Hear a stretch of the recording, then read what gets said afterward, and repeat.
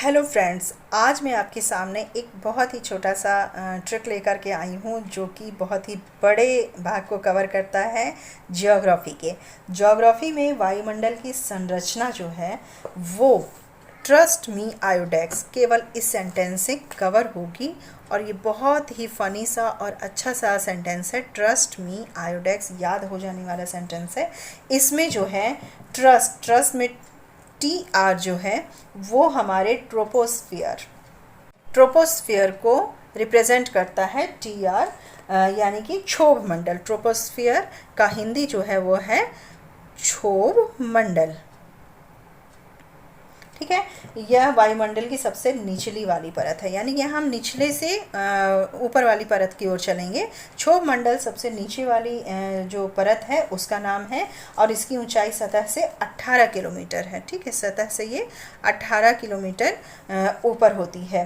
ठीक है, तो क्षोभ मंडल हो गया। अब अगला जो है वो हमारा है समताप मंडल, एस टी।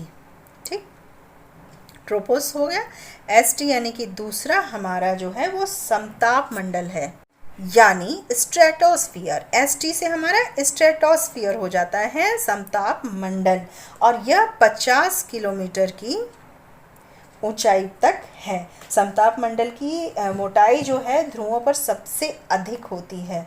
ठीक है, तो ये केवल एक सीरियल वाइज याद करने का मैं एक ट्रिक बता रही हूँ कि सबसे नीचे ट्रोपोस्फियर, उसके बाद स्ट्रेटोस्फियर होता है, समताप मंडल होता है। और अगला जो हमारा होता है वह होता है मीजोस्फियर। मी से तीसरा हमारा मीजोस्फियर, तीसरा जो है हमारा मध्य मंडल होता है, और यह 80 किलोमीटर की ऊंचाई तक होता है। ठीक है, तो मध्य मंडल मी से मीजोस्फियर तीसरा हमारा होता है। और अगला है आइनोस्फियर, जो कि हमारा आई से होता है। आईओ से आइनोस्फियर यानी आयन मंडल। ये 80 किलोमीटर से लेकर के, ये हमारा 80 था, 80 किलोमीटर से लेकर के 400 किलोमीटर के बीच में होता है।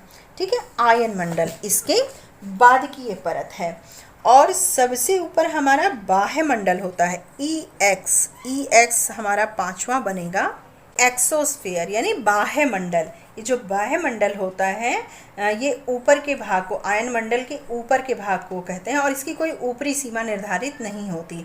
आयन मंडल जैसे 400 किलोमीटर तक है, उसके बाद ये बाह्य मंडल एक्सोस्फियर होता है। तो यहाँ पर हमने 1 2 3 4 5 पाँचों मंडल जो है वो हमने यहाँ कवर किया। किससे? ट्रस्ट मी आयोडेक्स से। तो इसके बारे में भी थोड़ा मैं आपको बता देती हूँ। यहाँ पर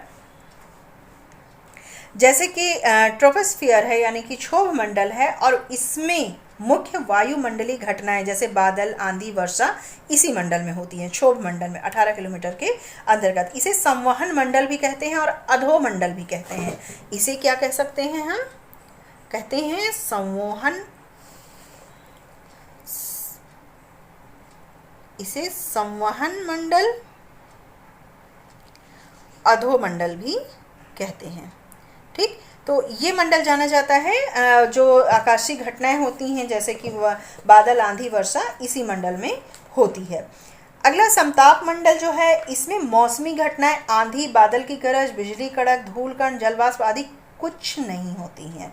ठीक है, इस मंडल में वायुयान उड़ाने की आदर्श दशा पाई जाती है। आप देखते होंगे जो वायुयान होता है, कभी उड़ते हुए देखा होगा आपने, वो अगर बादल हो, क्लाउडी वेदर हो, तो बादल से ढक जाता है वो। क्यों? क्योंकि क्षोभ मंडल जो 18 किलोमीटर तक है उसमें ये सारी चीज़ें होती हैं, लेकिन समताप मंडल साफ होता है, और ये वायुयान उड़ने का सबसे अच्छा जो है आदर्श दशा इसी में पाई जाती है।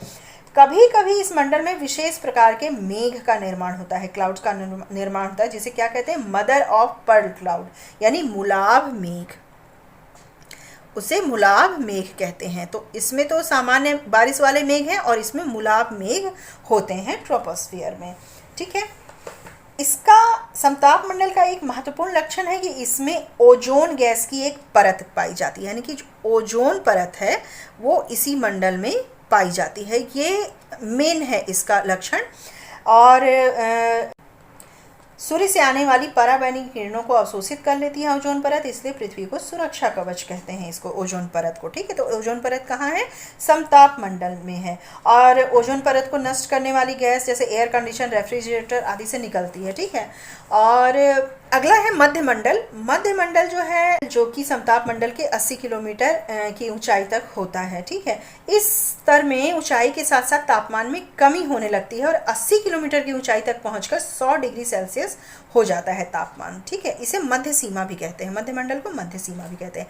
आयन मंडल, इसमें विद्युत आवेशित कण पाए जाते हैं। आयन मंडल जो कि आई से आयनोस्फेयर है, इसमें विद्युत आवेशित कण पाए जाते हैं जिसे आयन कहते हैं और इसलिए इसे आयन मंडल का नाम दिया जाता है। और संचार उपग्रह भी इसी मंडल में अवस्थित होते हैं। आप टेलीविज़न, रेडियो, टेलीफोन, राडार आदि की सुविधा इसी मंडल के द्वारा प्रदान की जाती है। आयन मंडल से ही वो परिवर्तित होकर के हमारे तक पहुँचते हैं। तो संचार उपग्रह इसी मंडल में अवस्थित होते हैं। बाह्य मंडल जो एक्सोस्फीयर है, जो EX से कवर अप है, वो एक्सोस्फीयर यानी बाह्य मंडल, इसकी कोई ऊपरी सीमा तो निर्धारित होती नहीं है और इसमें ऑरोरा, ब्रह्मांडी चमकते प्रकाश जिसे कहते हैं, और ध्रुवीय प्रकाश, तो बाह्य मंडल में हाइड्रोजन और हीलियम गैस की प्रधानता होती है।